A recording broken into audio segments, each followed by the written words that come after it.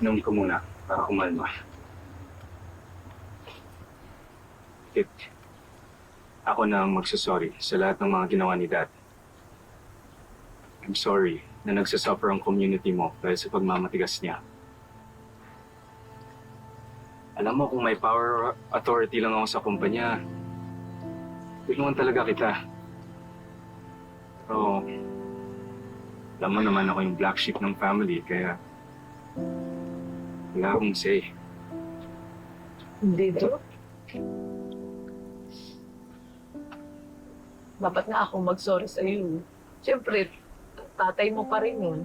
Eh, hindi ko naman sinasadya na nasigawan ko siya, tapos nasaktan ko siya, di ba?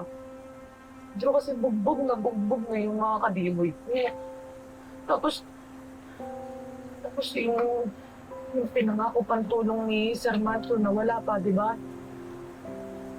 Hindi ko alam kung paano ko yung na-explain sa kanila. Hindi ko na rin alam kung ano mo ko hihingi ng tulong. Hindi ko na talaga alam eh. Pagod na ako. Oh, sobrang bigat na nung pinagdadaanan. Parang hindi na lang kasi natapos. Parang sunod-sunod yung pagsubok kasi. Kit, huwag kang mawawalan ng pag-asa, okay? Dahil hindi ka nag-iisa. Dito lang ako.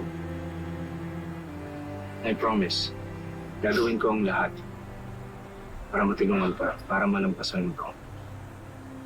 Alam mo, Drew, maraming salamat sa iyo. Lagi kang nandyan. Lagi kang naaasahan ko. Hindi ko alam bakit ang bait-bait mo sa akin. Kahit puro problema na lang yung dinudulot ko sa iyo. Bakit ba? Bakit hindi ka nagsasawang tulungan ako, damayan ako? Bakit?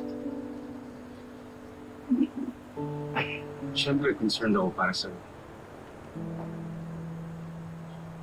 Kasi naging close na tayo sa isa't isa.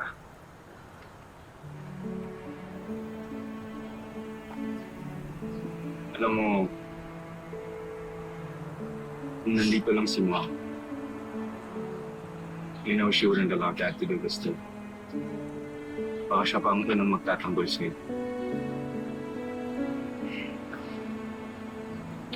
Mas tutuligid na si Miss May. No. Sana nandito na lang ako. Para, alam mo yun, para may isa pa akong mapaghihingal. Meron pa akong kadamay. Ito sa'yo.